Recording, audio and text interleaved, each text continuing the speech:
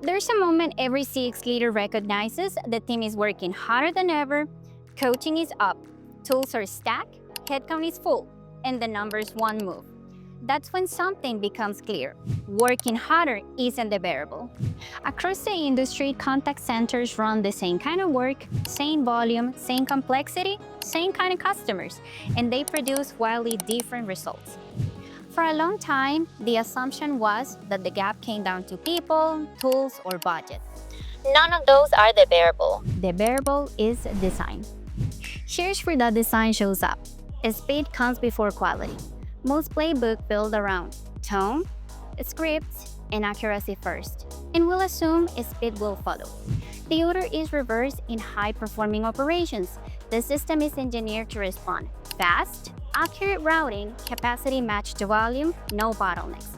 And quality is layered on top of that foundation.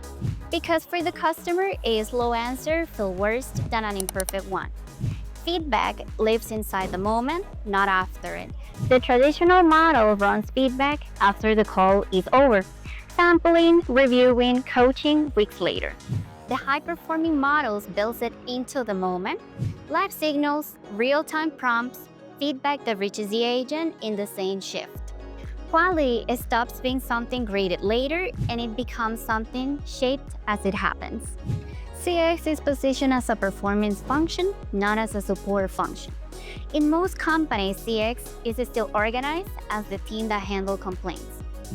In high-performing operations, CX is the team that drives outcomes. Retention, conversion, expansion.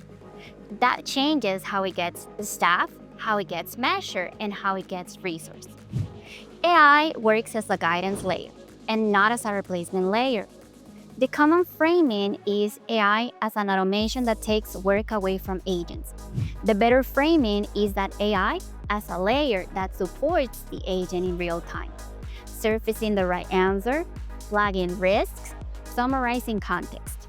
The agent stays in the conversation, more prepared, less overload.